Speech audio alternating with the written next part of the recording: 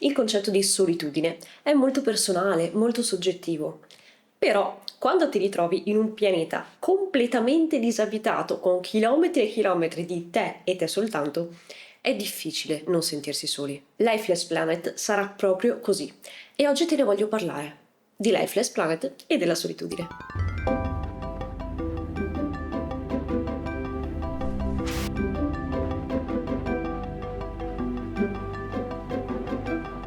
Per il modo in cui si sta evolvendo la società, sempre più persone tendono a soffrire la solitudine.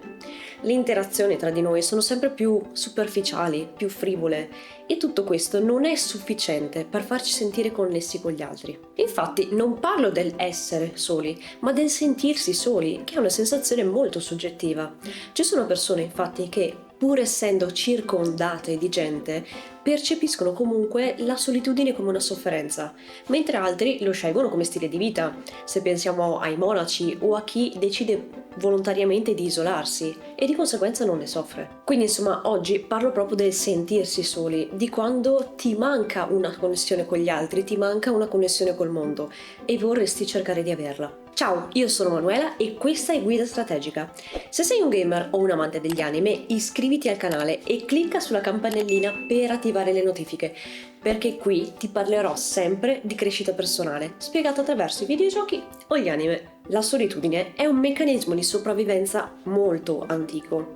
Infatti, il sentirci soli è quello che ci spinge a entrare in un gruppo, a far parte di un gruppo. E nel passato è sempre stato che chi riesce ad entrare in un gruppo e far parte di un gruppo riesce a sopravvivere, tutti gli altri no. Questo serviva per difendersi dai predatori, difendersi dalle altre tribù. Ad oggi ovviamente non è più necessario, non siamo più costretti a vivere in un gruppo per garantirci la nostra sopravvivenza. Però il senso di solitudine può danneggiarci molto. Soffrire a lungo la solitudine può farci male sì sotto l'aspetto mentale, ma proprio anche sotto l'aspetto fisico. Quindi è importante prendersi cura di questa emozione e rendere la solitudine più innocua. E chi meglio di un astronauta esperto in un lifeless planet può aiutarci con questo concetto? Piccola parentesi, ci sarà un piccolo spoiler non sulla storia ma un po' sull'andamento del gioco, quindi se non l'hai mai giocato e ci tieni particolarmente a giocarlo, ecco, rimanda questo video più avanti. Allora, devo ammettere che non ho particolarmente apprezzato Lifeless Planet come videogioco, però mi ha comunque lasciato qualche bello spunto di riflessione. Infatti, quando tu inizi a giocare, la sensazione di essere soli al mondo, quella sensazione di solitudine, di pesantezza, è la prima cosa che si fa sentire. L'avventura su Lifeless Planet inizia proprio con la consapevolezza che non potrai mai fare ritorno sulla Terra. Questo però, dal mio punto di vista, era proprio il punto forte del gioco. Infatti, come dicevo prima, la solitudine non deve essere per forza una cosa negativa. Si può trovare la solitudine una sensazione piacevole e andare a ricercarla. Ecco quindi il punto. Pensa, se hai giocato a Lifeless Planet, quanto si stava bene all'inizio del gioco, quando non c'era un cazzo di nessuno in giro. Vabbè, ma se la tua solitudine non è una sensazione positiva, allora bisogna dargli spazio e rifletterci su.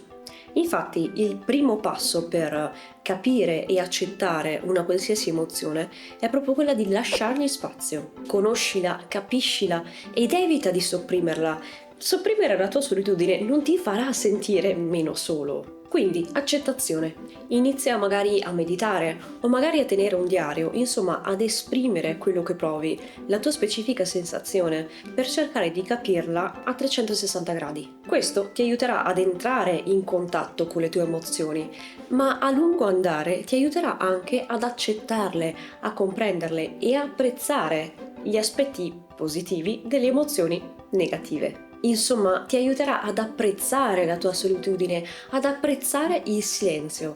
Ti farà vedere la solitudine un po' più sotto l'aspetto di indipendenza invece che sofferenza. Perché tu non hai bisogno di nessuno e quando smetterai di sentire quel forte bisogno di entrare per forza in contatto con qualcuno, vedrai che inizierai un po' a cambiare. Insomma, il primo passo è quello dell'accettazione. Invece, il secondo passo è proprio quello di vivere la tua solitudine. Allora, parliamo un po' di queste emozioni che siamo abituati a definire negative. A volte, quando una persona prova queste emozioni negative, ha un po' la tendenza a ingigantirle, a dargli un senso di gravità. Nessuno lo ammetterà mai, ma qualche volta tendiamo a ingigantire queste nostre emozioni per riuscire a mostrarle agli altri, per far capire agli altri che quello che proviamo è una cosa seria. Non è un senso di vittimismo, però è un voler riuscire a trasmettere a chi non sta provando quell'emozione il che cosa si sta sentendo. Cercare di stimolare un po' l'empatia, diciamo. Il problema è che ingigantendo le nostre emozioni per riuscire a mostrarle, le ingigantiamo anche a noi stessi. Questo senso di gravità tende a farci entrare in un circolo vizioso in cui vuoi mostrare un'emozione, quell'emozione viene ingigantita e tu la vuoi mostrare ancora di più e quella si ingigantisce ancora. Insomma, alla fine diventa molto più grande di quello che è in realtà. Quindi, enfatizzare le emozioni negative. Capisco che può sembrare utile, ma non ci aiuta affatto. Quindi, se sei in una situazione in cui tendi a rinchiuderti in te, a mostrare che sei estremamente solo, ti senti un po' abbandonato, cerca di cambiare un po' la prospettiva. Inizia a smettere di vivere la tua solitudine come una tortura, ma prendi in mano la tua vita e viviti questa indipendenza, perché ci sono tantissime cose che puoi fare da solo e viverle in modo piacevole. Puoi goderti la vita in perfetta solitudine, quindi, visto che questa solitudine c'è, tanto vale sfruttarla. Guarda il povero astronauta disperso quando giochi a Lifeless Planet. Tu non resti lì ad autocommiserarti, ma prendi e inizi ad esplorare il pianeta. In pochi altri giochi hai la possibilità di goderti questo vuoto, questa solitudine, questo silenzio. E infatti, secondo me, il gioco inizia a peggiorare proprio quando cercano di togliere questa desolazione, quando inseriscono qualcuno e questa solitudine inizia a sparire. Quindi ben venga la solitudine. Esplorarsi quel pianeta in totale solitudine dall'inizio alla fine del gioco, secondo me, sarebbe stata un'esperienza fantastica. Sarebbe stato meraviglioso e suggestivo. Quindi, insomma, goditi la tua solitudine. Magari non ne avrai più possibilità in futuro, perché alla fine essere soli ti permette di fare quello che vuoi senza doverti adattare a qualcun altro. Puoi fare qualcosa che ti piace con i tuoi modi, con i tuoi tempi, senza l'influenza delle altre persone. Esci di casa, fatti una passeggiata nel bosco, nel silenzio, guardandoti le foglie che cadono, oppure fatti un giro in città, circondato di persone ma comunque nella tua solitudine. Vai alla velocità che preferisci, fermati quando vuoi.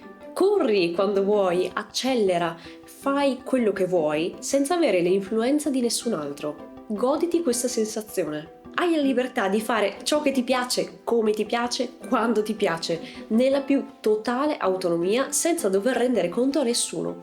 Questo è fantastico. Ma te lo immagini giocare Lifeless Planet in coop con qualcuno? Magari il tuo compagno accelera e ti tocca accelerare per stargli dietro, tu vai a raccogliere minerali e quell'altro va avanti, o il contrario, tu vuoi correre e vedere tutto e invece devi aspettare una persona che vuole vedersi l'ambiente circostante. Insomma, alcuni giochi rendono meglio in solitaria e non rendono per niente in coop. E la stessa cosa vale per alcune attività. Alcune attività te le godi di più se te le fai da solo. Quindi approfittane. Questo però non significa che tu debba per forza isolarti. Infatti, una volta che tu sei riuscito ad accettare la tua solitudine e viverla, allora è il momento di rientrare in società. Bellissimo il pianeta, con tutti questi paesaggi immensi, desolati, stupendi. Però capisco anche che non tutti hanno la vocazione di voler vivere da soli in eterno. E credo che dal momento in cui tu stai guardando questo video sulla solitudine, neanche tu abbia questa vocazione. Insomma, è vero che devi prima di tutto stare bene da solo, se vuoi stare bene con gli altri. Però ci vuole anche quel passo, no? Stare bene anche con gli altri. A questo punto hai più soluzioni a tua disposizione. La più semplice è quella di prendere in mano il telefono, scorrere la rubrica, cercare un amico, un familiare e contattarlo. Puoi anche dire in totale sincerità che ti senti solo e che hai bisogno di parlare un po'. Se la persona che sta dall'altra parte tiene a te, sarà ben felice di farti un po' di compagnia. E non sottovalutare il potere di una singola conversazione, perché già solo parlare con un amico una volta può toglierti quel senso di solitudine. Ma non tutti hanno amici o familiari a disposizione, mi rendo conto, quindi a questo punto puoi anche provare con un estraneo. Esci, vai al bar e fatti 4 chiacchiere col barista. Tutti parlano con i baristi, o con le cassiere, per esempio. Insomma, ci sono delle figure professionali che, nonostante abbiano uno specifico lavoro da fare, sembra che siano lì apposta per parlare con la gente. Ecco chiaro che se entri in un bar o in un ristorante ad un'ora di punta dove il barista poverino è sommerso di lavoro, non ti dedicherà 3 secondi. Però, se becchi un barettino di paese, magari un po' isolato, in un orario in cui non c'è nessuno, magari il barista potrebbe anche aver piacere a fare 4 chiacchiere con te. Quindi puoi provare questo approccio. Certo, questo approccio richiede un bel po' di coraggio e richiede anche un po' di estroversione. Chi magari è più introverso non si sentirà per niente a proprio agio a fare questa cosa. Allora, a questo punto puoi provare ad entrare in contesti dove le relazioni e le conversazioni sono più agevolate. Insomma, le attività di gruppo. Puoi iscriverti ad un corso online, puoi iscriverti in palestra ad un corso, che so, di yoga, di zumba o cose del genere. O entrare comunque in un gruppo di qualcosa che ti interessa, un gruppo di lettura, un gruppo di ballo, un qualcosa che ti piace fare, dove troverai delle persone che sono disposte a fare attività di gruppo e stanno facendo un'attività che a loro fa piacere e quindi saranno anche più portate a condividere l'esperienza con gli altri. E così insomma poi hai voglia di buttarti su qualcosa di un po' più impegnativo, puoi anche adottare un animale domestico. Un animale è un essere che ti darà tantissimo affetto e con cui non ti sentirai mai più solo. Anzi, non sarai mai più solo, vero? Vero? Ecco, se sei pronto a prenderti questo tipo di impegno, come quello di adottare un animale domestico, sappi che ti richiede tanto impegno, però ti lascia anche tantissimo, ti lascia tantissimo amore, ti lascia tantissima compagnia e non te ne pentirai. Però ti prego, non andare a comprare un animale di razza o cose del genere. Ci sono tantissimi animali randagi, tantissimi rifugi, prendilo da lì. Vabbè, al di là di questa piccola parentesi animalista, ci sono varie soluzioni che puoi adottare per la tua solitudine, appunto, chiamare un amico, interagire con un estraneo, entrare in un gruppo, occuparti di un animale. Ci sono varie cose che puoi fare per la tua solitudine, ma prima di entrare in contatto con gli altri, devi entrare in contatto con te stesso, accettare questa sensazione e vederne anche i lati positivi, perché questo è un po' il concetto di Lifeless Planet, no? A me dispiace di averti un po' spoilerato il gioco, però il gioco è bello proprio per quella sensazione di solitudine, proprio per quella sensazione di essere l'unico giocatore nel gioco, che non c'è nessun altro, nessun NPC, nessuna creatura vivente. Quello secondo me era proprio il punto forte del gioco. Io spero che questi consigli ti siano stati utili, spero che ti possano aiutare ad abbracciare un po' il tuo senso di solitudine e non sentirlo più come un peso. Detto questo, noi ci salutiamo. Se il video ti è piaciuto, mettimi un mi piace, magari condividilo con qualcuno che potrebbe averne bisogno, ma soprattutto iscriviti al canale e clicca sulla campanellina. Tutto questo per non perderti i nuovi video e rendere la tua vita migliore grazie alle tue passioni.